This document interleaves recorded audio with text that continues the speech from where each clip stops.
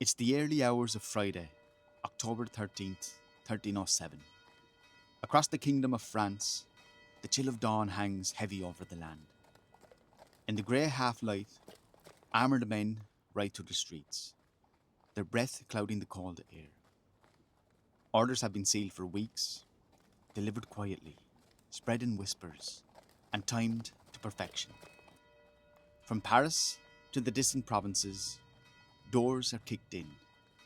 The sound of boots echo through stone corridors. Men in white mantles, adorned with the Red Cross, are dragged from their beds, shackled, and marched into the streets. The Knights Templar, one of the most powerful and wealthy military orders in Christendom, are being arrested. The King of France, Philip IV, has issued his command. The charges are shocking: heresy, blasphemy, idolatry. The accusations? That these holy warriors secretly denied Christ, spat on the cross, and engaged in bizarre rituals behind closed doors. Within hours, hundreds of Templars are in chains, and over the coming weeks, many will confess under torture, their words twisted to fit the king's narrative.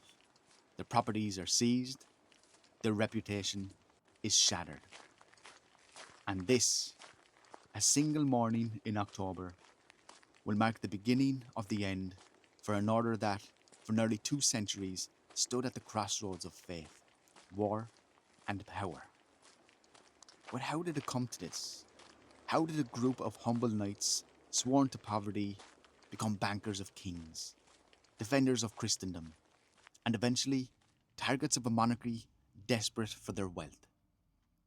And what truths lie beneath the centuries of myth, of hidden treasures, secret rituals, and the whisper of a curse that still fascinates us today? To understand the mysterious fall of the Knights Templar, we have to start at their unlikely beginning. And realism impelled me to admit that we still have a long, long way to go. But I think the important thing is that we are making progress. También hay que esclarecer que no solamente en It's been a long relaciones journey. I hope you also agree that it has been so far all a steps for man. Người đồng bào cả nước, tất cả mọi người đều sinh ra có quyền bình đẳng. 7, 6, 5, 4, 3, 2, 1. Hello everyone and welcome back to the History Hooked Podcast. On today's episode about the Knights Templars, which we just described in the opening chapter. So let's get straight into it, okay? So to really understand the Templars, we have to rewind about 2 centuries to a world of, crusades, dangerous roads, and religious fervor, basically. And that road was basically, you could say, let's start with the dangerous road to Jerusalem, the pilgrims, okay? So it's the early 12th century.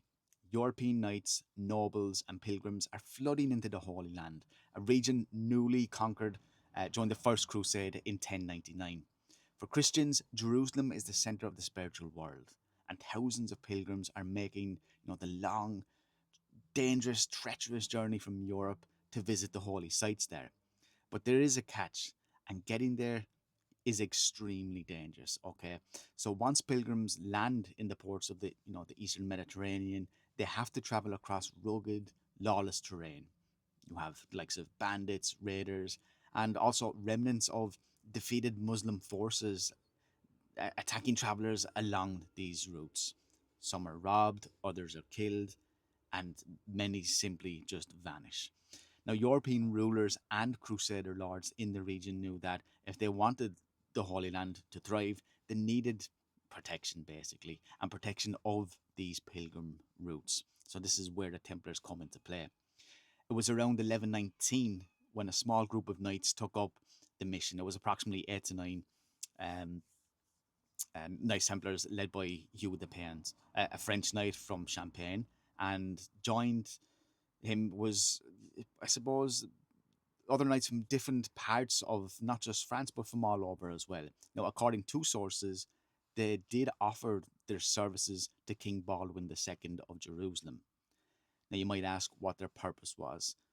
As I just said, to guard the road between the port of Jaffa and Jerusalem in Palestine, the main artery used by Christian pilgrims. These men weren't just looking for glory on the battlefield, their mission was essentially security work, protect travelers, deter raiders, and act as basically an armed escort of faith. Okay. Now, before they were called the Knights Templars, which we are accustomed to today, they actually called themselves the Poor Fellow Soldiers of Christ and the Temple of Solomon. It's a very catchy one, right? Not really. It's too long. But yeah, this name actually explains a lot, okay? So I'll just repeat it again because it's a long one. The Poor Fellow Soldiers of Christ and the Temple of Solomon. Now, these people, these knights, they were poor, at least in theory, and they were soldiers of Christ. And crucially, they were housed in a wing of today's Al-Aqsa Mosque on the Temple Mount in Jerusalem.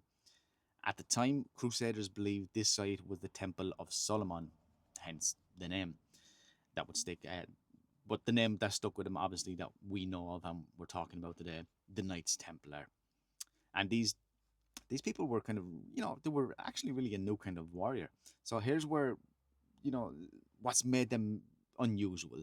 Medieval knights were usually wealthy nobles fighting for honor, personal honor, glory, or their lord's interests. These men, however, these Templars, were knights who had taken monastic vows, such as poverty, chastity, and obedience, like other monks.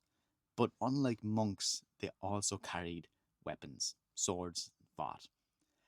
This combination of, warrior, monk, was really actually, believe it or not, radical for its time. And for the first few years, the Templars remained a tiny, relatively unknown group, quietly doing their duty in the Holy Land. Now, their fortunes changed in 1129 when they gained official recognition by the Church at the Council of Troyes in France. This was largely thanks to a powerful ally named Bernard of Clairvaux, and he was one of the most influential churchmen of that era.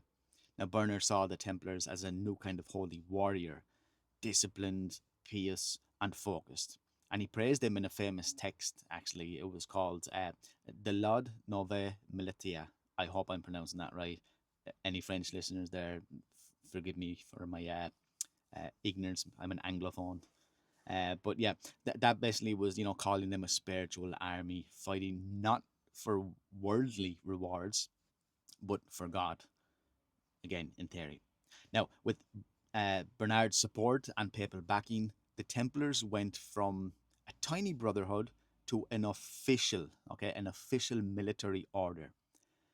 They were granted privileges by the Pope, such as exemption from local laws and taxes, and the ability to recruit freely across Christendom, across Europe and so on, which was actually very unique because if you had these different nobles and lords, of course they can't recruit people from other people's lands, other nobles' lands, and so on. So this was really a game changer for its time. Now, once the church actually gave its blessings, the Templars' popularity really did explode.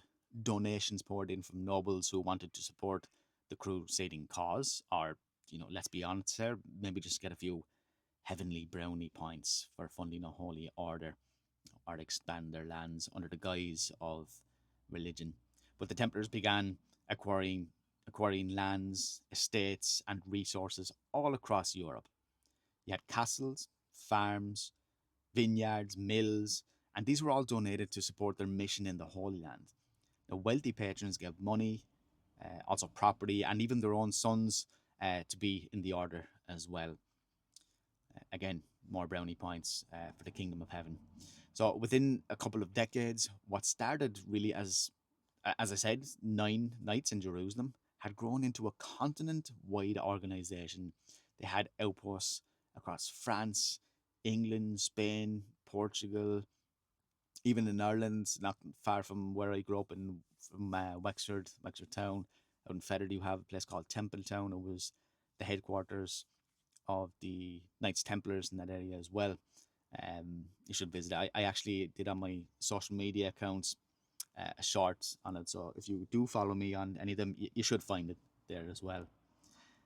So so basically the role of the Crusades and their role in the Crusades, they weren't just guarding pilgrims anymore. Okay, so as the Crusader states established themselves in the Levant, the Templars took on frontline military roles, such as manning castles. They joined campaigns and became basically the Knights Templars were the, I suppose you could put it as the elite shock troops during battles.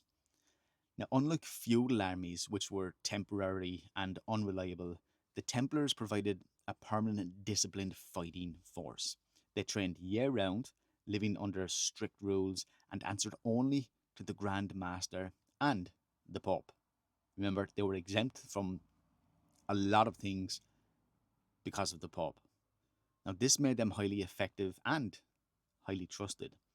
So by the mid-12th century, the Knights Templar had transformed from, an obscure group of bodyguards into one of the most respected and powerful organizations in Christendom. So in just a few decades, again, handful of pious knights went to really big into this. They were church-backed military order with influence stretching from Jerusalem to basically the heart of Europe. But this was only the beginning. Power in medieval Europe came with wealth, and the Templars were about to step into a role no one had expected. Not just warriors, but bankers of kings.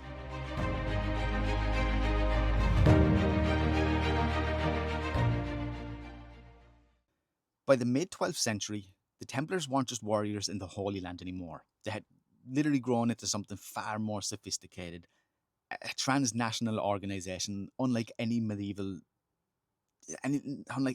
medieval Europe had ever seen before. This was completely new.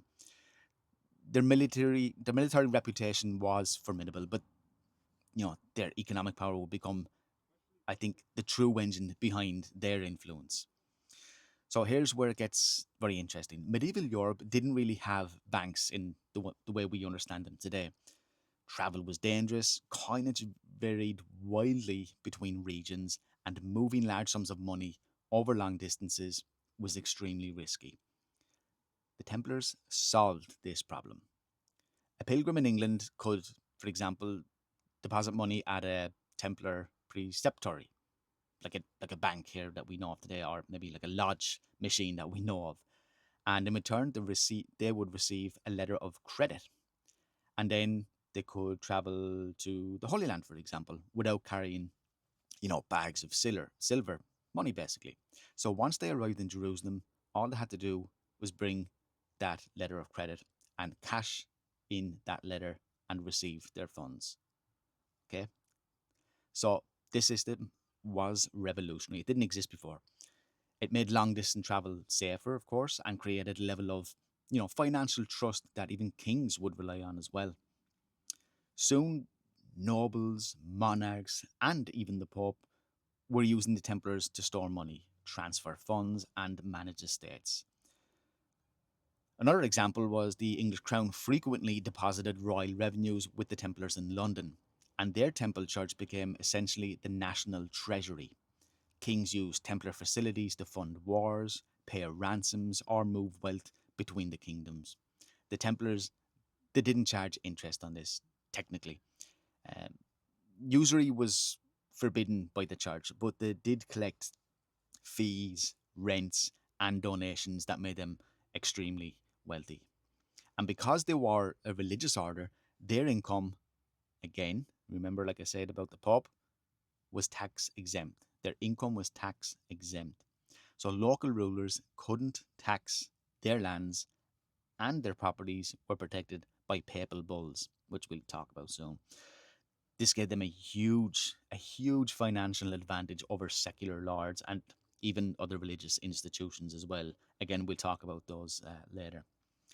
So to support their military operations in Palestine, the Templars developed a network of estates across Europe. These included castles, farms, Like I said, vineyards, mills, markets, the whole lot, like we talked earlier. And Templar commanderies or preceptories, like just in today's words, a lodge machine, like an ATM, they kind of like acted like regional headquarters. Each one generated income through agriculture, rents, and trade. Profits were then funneled to the east to sustain the order's castles, troops, and crusading campaigns. So by the 13th century, they owned thousands of properties across Europe. This gave them a level of economic independence that was practically unheard of for a religious organization. Now, let's talk about power. In 1139, Pope Innocent II issued the papal bull, like we talked about, and it was called the Omne Datum Optimum. This document granted the Templars extraordinary privileges, like we already know as well. We talked about it earlier, the rents and taxes and all that kind of stuff, taxes they were also exempt from paying, like of TIS. They could build their own churches. They were only subject to the Pope. They only answered to the Pope, not to any local authority. And like we already mentioned, recruit freely across Christendom, across Europe. This legal status gave them, in a way, their own kind of sovereignty inside sovereign nations. Nations for that time, not the nations we know today. But they answered to no king, like I said, no council, no bishop, no local court, nothing. In practical terms, this made them untouchable, unless the Pope himself acted against them, of course. Now, the Templars' wealth wasn't just sitting in vaults. It was used to fund their formidable military machine in the Holy Land. They built and maintained massive castles, some of the most advanced castles and advanced fortifications for their time. Like, you have Crac de Chevalier, actually in Syria, which, again, I visited. I did a reel on this. It was an amazing experience. To see that, it was insane. A lot of it is riddled, actually, by bullet holes from the Syrian civil war. But Crac de Chevalier was initially built by the Kurds, a smaller fortification. The Knights Templar went there. They made it even bigger, and eventually it was held by the Knights Hospitallers, who are the Templars' kind of, you could say, either comrades in arms, but also a kind of distinctive unit as well. They were, of course, as the Knights Hospitallers suggest, they were in hospitals and so on like that. So rivals as well, and also comrades in arms. But yeah, so anyway, they also had castles, in Safed, in the Galilee, in modern day Palestine. They weren't just defensive strongholds; they were logistical hubs, training centers, and symbols of Christian power in hostile territory. Their knights were professionally trained, disciplined, and battle hardened as well. A lot of them had a lot of experience, on the pilgrims as well. So when crusading armies needed a reliable core of fighters, the Templars were often placed at the vanguard or rear guard, the most dangerous positions. Their cavalry charges were feared by Muslim armies and respected by allies. Now, outwardly, so the image basically of the Templars cultivated an image really of piety and simplicity. They wore plain white mantles, marked with the red cross. Their rule forbade luxuries. Meals were very simple, just very kind of slop. Conversation during meals was restricted, and they slept in communal dormitories. But behind that austere image, their institutional wealth and influence were growing dramatically. To many medieval people, this combination of holy image and worldly power was both inspiring and intimidating. On one hand, they represented the purest form of Christian knighthood, and on the other, they were a law unto themselves, immensely wealthy, politically independent, and increasingly involved in secular affairs as well. So it wasn't just all religion at those times. Now, as their financial services expanded, so did their political role. Templar Knights served as diplomatic envoys, advisors to kings, and trusted custodians of wealth and secrets. They mediated disputes, safeguarded royal treasures, and even acted as escorts for important political figures traveling between kingdoms. So they weren't just protecting the pilgrim routes, they were, I think, in a sense, when you kind of look and read in between the lines, they didn't accept salaries, so to speak, but they did accept a lot of donations. So I suppose that the best way to put it would have been you had all these different politicians, nobles, gentry, all that kind of stuff. It was kind of in today's terms like lobbying as well. Okay, so make of it as you will. So in some cases, they actually financed wars. In others, they held lands that rivaled noble families in wealth and strategic value. This inevitably created tensions, again, with both secular rulers and other religious groups. Like I mentioned, the Knights Hospitallers, to mention but the few. So I suppose with the tensions with the different groups, that was kind of the seeds of resentment as well. And here's where we start to see the first cracks in their seemingly untouchable position. The Templars' immunity from local authority, combined with their enormous wealth, made them targets of jealousy and suspicion. Some nobles resented their tax-exempt lands. Kings occasionally clashed with them over debts, and rival orders, like the Hospitallers, competed for resources and influence. Now, to ordinary people, the Templars could seem, aloof and mysterious. The rituals were private, their rule strict, and their authority unquestionable. It wasn't hard for rumours to flourish, and some whispered that the Templars were hiding vast treasures in secret vaults. Others claimed their spiritual purity had been corrupted by wealth, and at the height of their power, they were revered, feared, and quietly resented, a dangerous combination in medieval politics. Okay, so now, by the 13th century, the Knights Templar were no longer just a band of warrior monks. They were they were a financial network, a military elite, and a political force operating above local laws and trusted by kings. But power attracts enemies, and as their wealth grew, so did the number of people waiting for them to stumble. In the next chapter, we'll step inside the order itself and look at what it was actually like to live as a Templar Knight, away from the myths and treasure legends.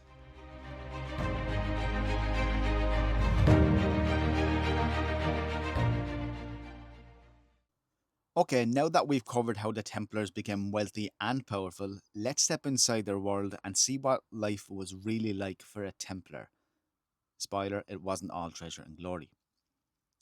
So every Templar took 3 strict vows. We talked about this earlier: poverty, chastity, and obedience.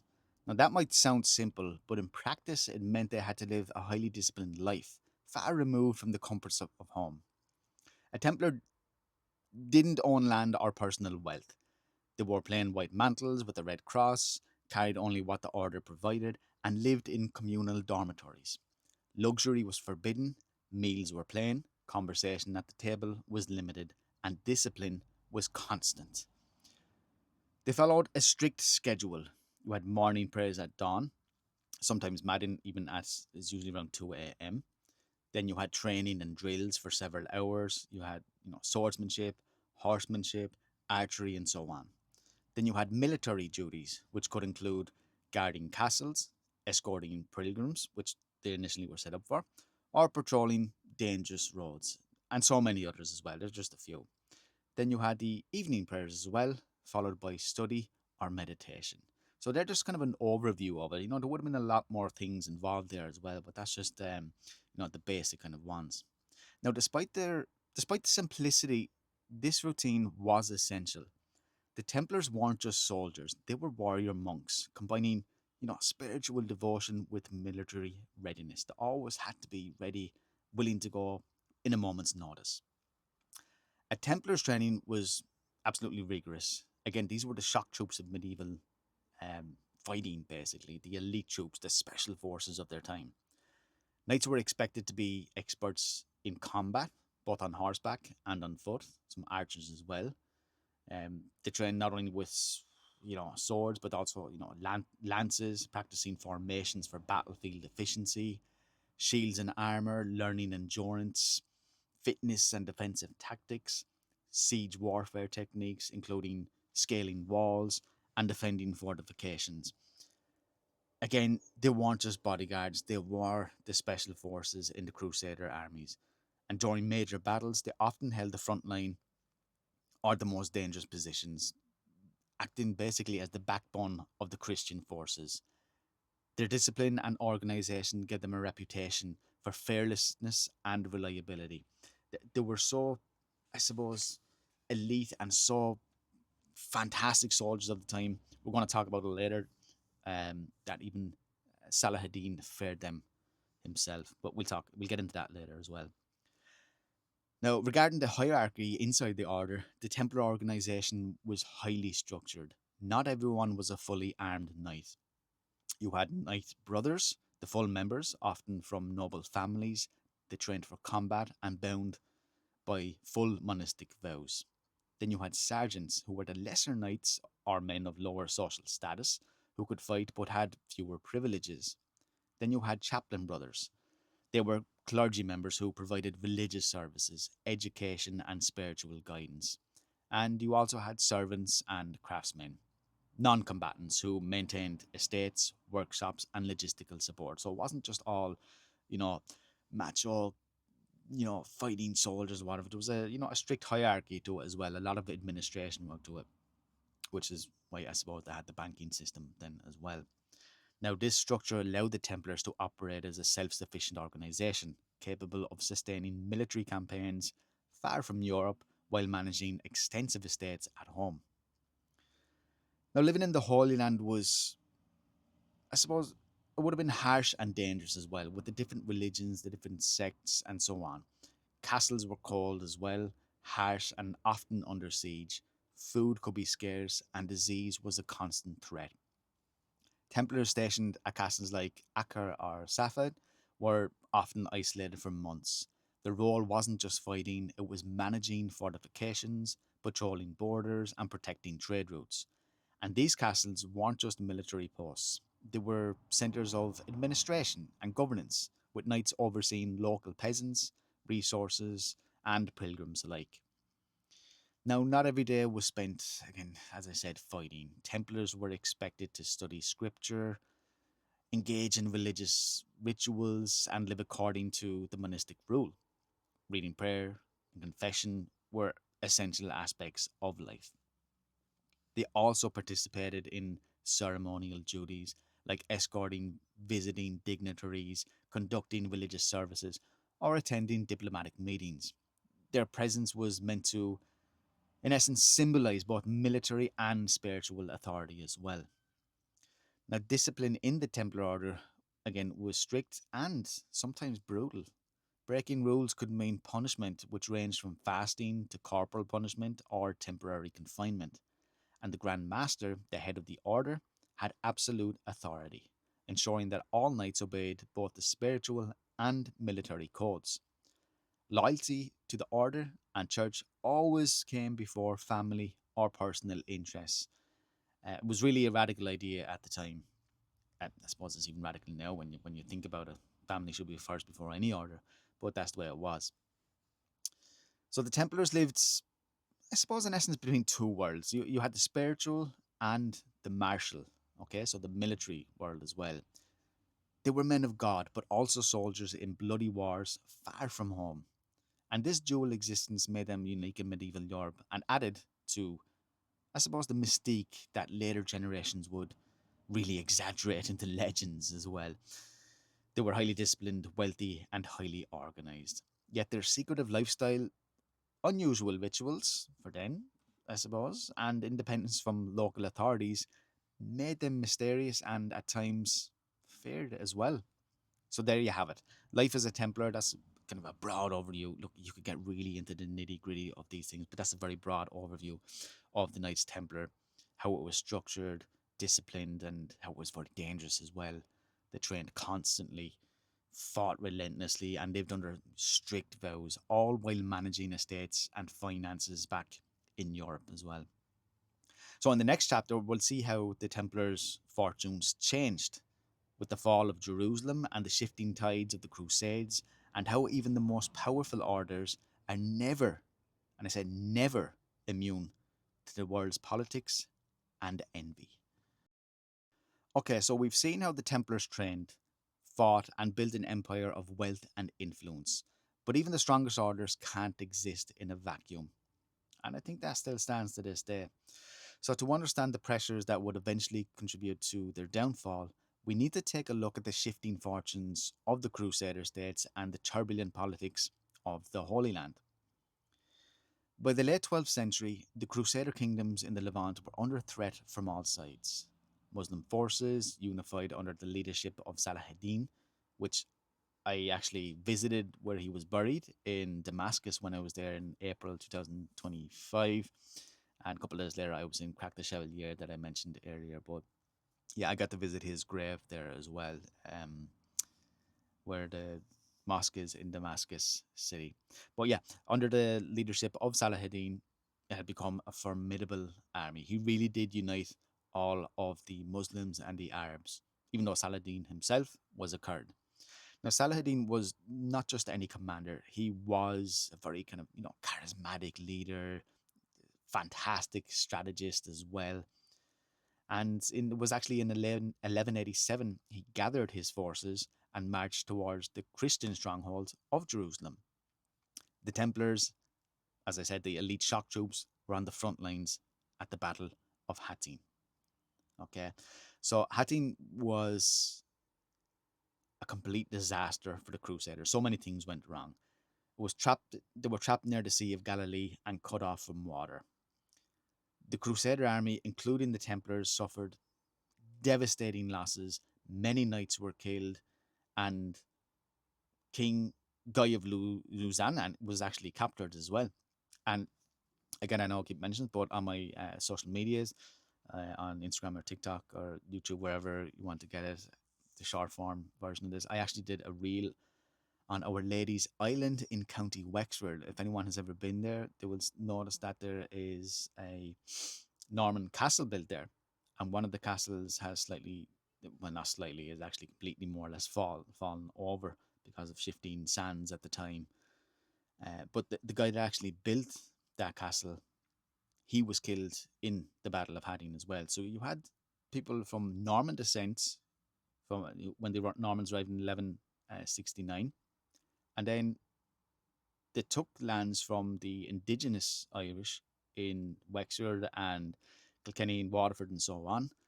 But once they took the land from the indigenous Irish there, they then went to the Holy Land under the guise of saving, Christendom and so on. And maybe some of them were doing that, but I think it was also a land grab as well.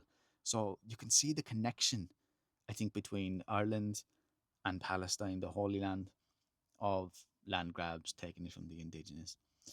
So the Grand Master of the Templars at the time was Gerard de Riedfort, and he was captured and later released, only to be killed in the siege of Acre.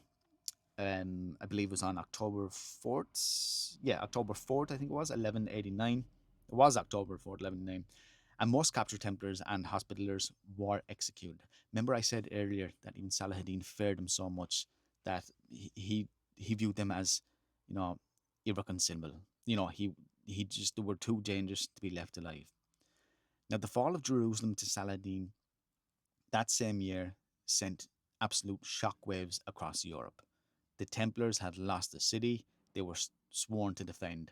Castles fell, pilgrim routes were overrun, and the Christian presence in the Holy Land was shrinking. Now, after Jerusalem fell to Saladin in 1187, the Knights Templar didn't just disappear. They retreated to remaining Crusader strongholds, primarily Acre, at their base, which became, the main place where they stayed. It was literally their new headquarters. And they continued military operations defending coastal cities. They escorted pilgrims and participated in later crusades as well. So I remember it was actually, I'm not sure of the year, but I know it was a few years back in Acre that The local historians there, archaeologists, I think they found a underground passage as well that led out to the sea. That wouldn't surprise me one bit, but only found it a couple of years ago. I'll actually have to look into that. And if any of you know or ever heard of that, please put it in the comments as well. So after Acre fell in 1291, their last mainland stronghold, that was their last mainland stronghold, the Templars relocated their eastern headquarters to Cyprus, not far from there. So establishing bases in Limassol and Famagusta. Cyprus became their central base, housing their treasury, archives, and Grand Master Jacques de Malloy. However, the scale of their losses was absolutely staggering. The order had lost many of its senior knights, thousands of soldiers, and critical fortifications. Now, this forced them to adapt and reorganize, shifting from frontline warfare to logistics, administration, and securing resources back in Europe. Now, with the Holy Land increasingly unstable, the Templars began relying more heavily on their European estates, and these properties now became essential for funding campaigns, paying soldiers, and maintaining castles overseas. In Europe, they expanded preceptories, the kind of the banks, ATMs that we talked about. They collected rents and managed, again, agricultural production with incredible efficiency. They even innovated financial instruments offering loans, letters of credit, and deposits to nobles and monarchs alike. In short, Europe became the backbone of their military power, providing both the wealth and manpower needed to sustain their dwindling influence in the East, basically. Now, at the same time, European enthusiasm for the Crusades was waning. The first generations of Crusaders had fought for glory and spiritual reward, as history says, but by the late 12th century, crusading was expensive, politically complicated, and less appealing as well. Kings and nobles often prioritized local conflicts or personal gain over distant campaigns in the Holy Land. Without strong European support, the Templars found themselves holding the line with fewer resources, increasing the pressure on the order's structure and morale. And by the late 13th century, the last Crusader strongholds in the Holy Land were falling one by one.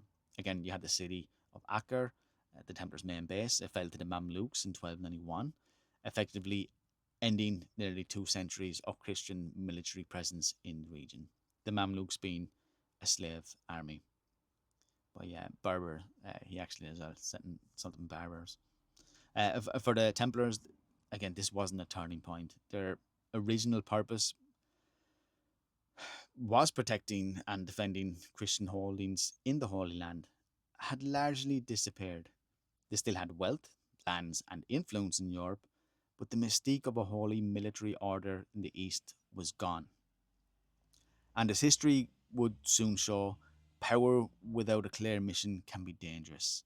The stage was set for enemies to exploit their wealth, influence, and now their lack of purpose.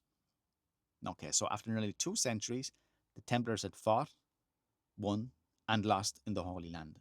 They had amassed incredible wealth, built castles, and shaped European politics, but they were increasingly vulnerable. Next, we'll dive into the dramatic events of Friday the 13th, 1307, when the Templars' centuries-long story came to a shocking and brutal turning point.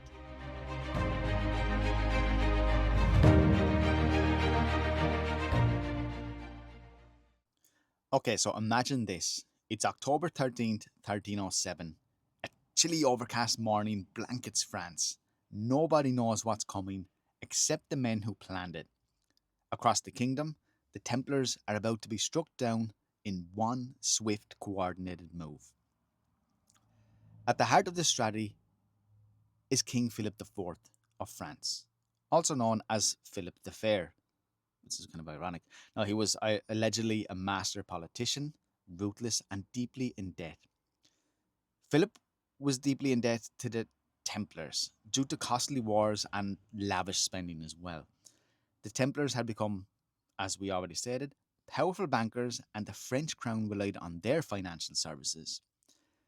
Philip's massive debts to them were a key motive, I think, for his move to destroy the order and seize their wealth. They were Europe's wealthiest religious order, controlling castles, estates, financial networks, and Philip, facing mounting debts from wars, I think he saw a solution here. And if he could, he would destroy the Templars, he could seize their wealth and eliminate a powerful, independent organization that answered only to the Pope. Now, Philip didn't act alone. He carefully planned their arrest to strike across France simultaneously. On that fateful Friday, hundreds of Templars were dragged from their beds, shackled, and imprisoned. The charges were astonishing: heresy, blasphemy, idol worship, which is a huge no-go as well for Christianity or any of the Abrahamic religions, and secret immoral practices during their initiation rites. Now, many of these accusations were fabricated or exaggerated, but they were enough to justify Philip's next moves. Under torture, some Templars confessed, others maintained their innocence, but in medieval courts, confession under torture was considered valid evidence, even if coerced. However, Philip needed legitimacy. He pressured Pope Clement V, who had recently moved the papacy to Avignon as well, to take action. The Pope initially hesitated, aware of the Templar service and piety. He was actually on their side, but Philip was, unyielding, and the Pope ultimately issued orders for an official investigation. Philip seriously put pressure on this Pope. You wouldn't know what happened or was said behind closed doors. Now, by 1312, under tremendous pressure, Clement formally dissolved the order. Templar properties were seized and their members were dispersed, though not all were executed immediately. Jacques de Molay, the last Grand Master of the Knights Templar, initially confessed under torture in 1307, but later retracted his confession, declaring the charges false. After years of imprisonment, he and several other Templars were condemned as relapsed heretics. Now, for this defiance, he was burned at the stake in 1314, along with other senior leaders. And according to legend, de Molay cursed both Philip IV and Pope Clement V as he died. And within a year, Philip was dead, and Clement followed, fueling tales of divine justice and mystery that would haunt the Templar story for centuries. The fall of the Templars wasn't just about arrests, it was also about money. Castles, lands, and treasures across Europe were confiscated. Some were transferred to the Hospitallers, their rivals or comrade in arms, whatever you want to say. But there were, a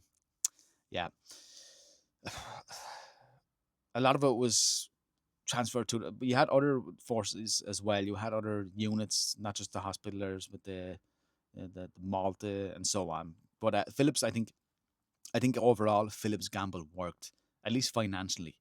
He eliminated a creditor and rival all in one move, but in doing so, he turned history against him, ensuring that the Templars' reputation would become legendary and mysterious. From this point onward, the line between fact and fiction begins to blur, really. Rumours of hidden Templar treasure and secret rituals exploded. Some believe the Templars had stashed their vast wealth in unknown locations, fueling centuries of speculation. Stories about Friday the 13th being unlucky are even linked to this mass arrest, though the connection is more legend than historical fact. Friday was considered, unlucky in lots of different cultures and so on, pagan times. It was considered unlucky in Christianity because it was actually the day of Jesus' crucifixion / Good Friday. The number 13 was seen as ominous, notably because Judas, the apostle who betrayed Jesus, was the 13th guest at the Last Supper. And these ideas were combined in the 19th century, particularly in Victorian England, actually, to form the modern superstition. Now, while some link it to the arrests of the Templars, historical evidence shows that connection emerged much later. And the superstition was actually, I remember reading this, it was popularized in, I believe, 1907 by Thomas W. Lawson's, yes, that's his name, yeah, Tony W. Lawson's novel, Friday the 13th. And of course, later cemented in, pop culture, which we all know of, the 1980 horror film Friday the 13th, which continues and continues and continues. He never dies. So still, the Templars became synonymous with, mystery, betrayal, and lost treasure. So regarding the aftermath of it, the Templar suppression didn't immediately end their influence. Okay. Former members sometimes joined other orders or returned to normal life, maybe even secular life. Some legends suggest survival in Scotland or secret continuation in other forms, though historians debate the truth. The real legacy, however, was clear. The Templars' sudden fall exposed the dangers of extreme wealth, political independence, and secrecy. No matter how powerful you are, enemies are always waiting. So there you have it. From the wealthiest, most feared knights in Europe to prisoners and executions in a matter of hours, the Knights Templar rose through piety, military skill, and finance, and fell because of envy, debt, and political ambition. Now, in the next chapter, we're going to explore the myths, the legends, and enduring fascination surrounding the Templars, from hidden treasure and the Holy Grail to their influence on modern culture. Okay, so the Templars may have been dissolved in 1312, but in many ways, that's where their story truly begins in a sense, because what followed wasn't silence. It was centuries of whispers, legends, and extremely wild theories. From hidden treasures to the Holy Grail, from secret survival in faraway lands to shadowy influence in modern times, the Templars have become one of the most mythologized groups in history. Let's start with the big one, okay? The treasure. At the time of their arrest, the Templars were believed to control enormous wealth. Their European properties were vast, and their financial network rivaled medieval banks. But when Philip IV seized their assets, something rather strange happened. Very little actual treasure was found.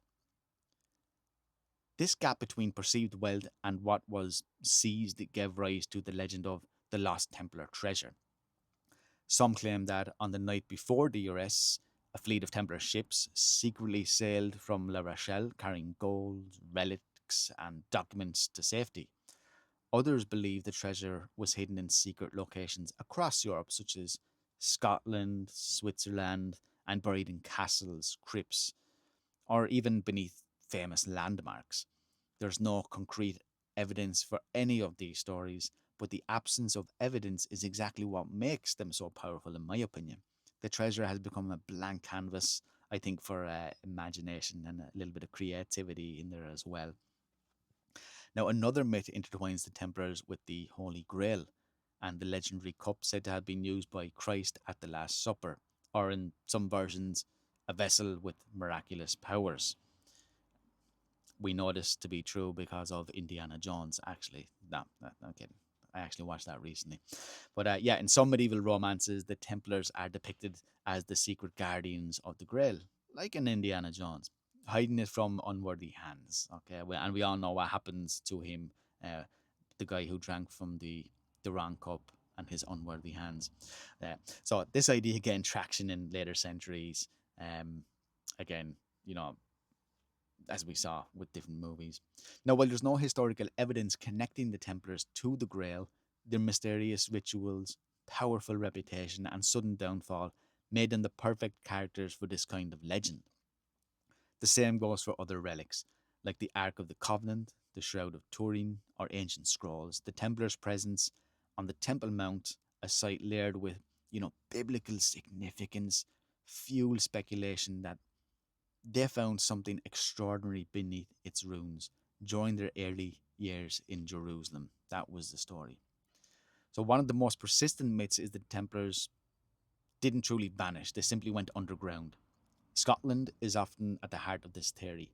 Some claim the Templar Knights fled there after 1307, finding refuge with Robert the Bruce, who was excommunicated at the time and therefore outside papal reach. Supposedly they later fought at the Battle of Bannockburn, helping secure Scottish independence. Other stories and myths suggest that Templar traditions survived in secret societies passing down knowledge through generations.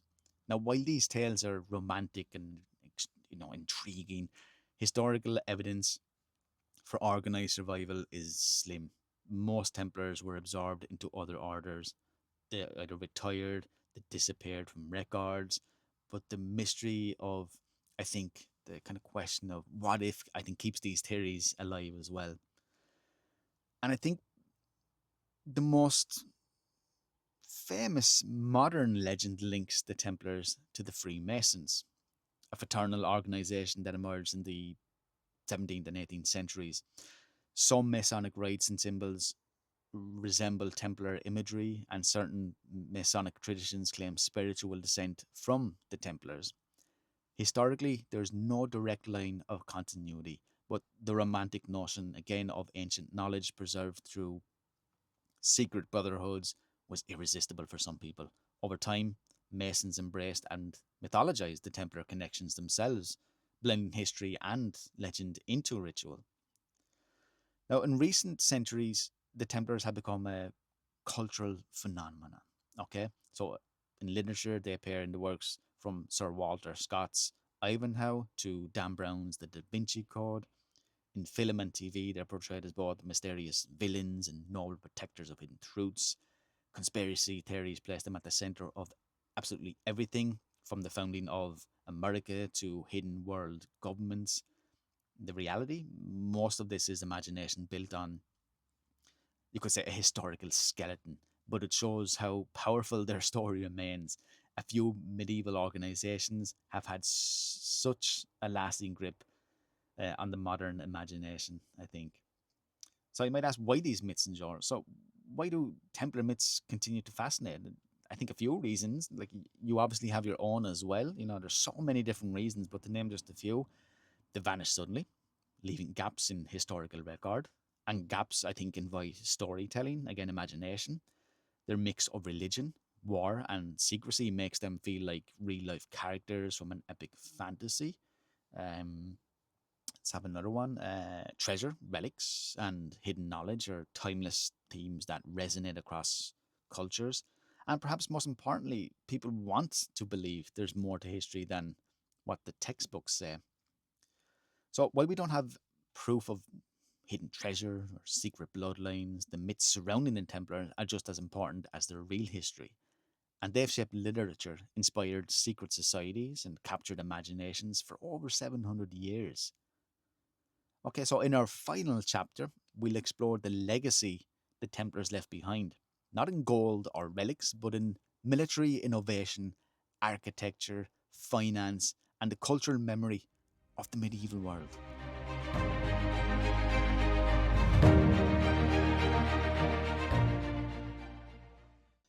When we think of the Knights Templar today, it's often treasure, mystery, or secret societies that come to mind. But if we step back from legend, the real legacy is surprisingly concrete, and it shaped medieval Europe in ways that still resonate with us today. The Templars were more than warriors, they were, strategic thinkers. Their castle building techniques set new standards in military architecture. Again, fortresses like Montfort, Safed, and Crac de Chevaliers that we all mentioned, they featured, concentric walls, moats, and defensive layouts that influenced European fortifications for centuries. They also pioneered professional soldiering. Unlike temporary feudal armies, Templars were permanent, disciplined forces, trained year round and capable of complex battlefield maneuvers. And many modern military principles, including logistics, supply lines, and chain of command organization, can trace its roots to the Templar model. Now, another lasting legacy is their role as pioneers of medieval finance. The Templars' network of estates, preceptories, and vaults across Europe was effectively an early banking system. Letters of credit and safe transfer of funds for pilgrims were precursors to modern banking that we're all familiar with, and checks and so on. They demonstrated how a religious order could manage enormous wealth responsibly, even if, ironically, that very wealth became their downfall. The Templars also left their mark on culture and society. They inspired knightly ideals of chivalry, blending martial prowess and religious devotion. Their strict rules, communal life, and spiritual focus influenced other military orders, like the Hospitallers and the other knights that we talked about, the Malta, Teutonic Knights, and so on. And throughout architecture, manuscripts, and administrative records, they helped shape European governance and property management. Now, beyond tangible achievements, the Templars' greatest legacy maybe I think their enduring mythos as well. They became symbols of mystery, power, rebellion, offering, and also appearing in novels, films, games, conspiracy theories, the games, with Assassin's Creed and so on. Their story embodies timeless themes: loyalty, ambition, betrayal, tension between spiritual worlds and power, and so on. And I think these legends show that the Templars remain part of the collective imagination centuries after their dissolution. So, what can we learn from their story? I think you, again, have all your own opinions on this. I'll just name two or three. Power attracts attention. Even the wealthiest and most pious can become targets. Secrecy and independence are, I think, double-edged swords. They grant freedom, but also breed suspicion. Legacy isn't just material. While treasure may vanish, ideas, innovation, and myth endure. And again, I think you might have your own opinions on it, but the Templars remind us that history is both fact and narrative. Their rise and fall shows the intersection of faith, politics, and human ambition, and why some stories continue to actually captivate long after the final battle is fought. So, from a handful of knights guarding pilgrims on the roads to Jerusalem to an international powerhouse of wealth, military skill, and influence, to sudden arrests and execution, the Knights Templar lived a story worthy of legend. They were soldiers, monks, bankers, builders, and innovators, and their disappearance only amplified their mystique. Today, their castles still stand. Their influence on finance and military practice lingers, and their legends continue to spark imagination around the world. The Knights Templar reminds us that history isn't just about dates and battles. It's about people, power, and the stories we tell to make sense of both. Thank you very much for watching, guys. And if you like this episode, please, if you haven't already, hit subscribe and like if you're watching on YouTube. And if you're listening to it anywhere else, if you want, you can follow me on my social media, History Hooked. I'm on Instagram, TikTok, and YouTube. YouTube, my long form content. I post long form content once a week, but I also added some shorts in there as well, different locations I am, not just in Ireland, but around the world. The latest being from Libya, Syria, Iraq, Lebanon, and North Africa and the Middle East and Europe, of course, as well. So if you like not just Irish history, but like a sense of European, Middle Eastern, African, I usually get to these different places. So keep an eye out, and see you in the next episode. Take care.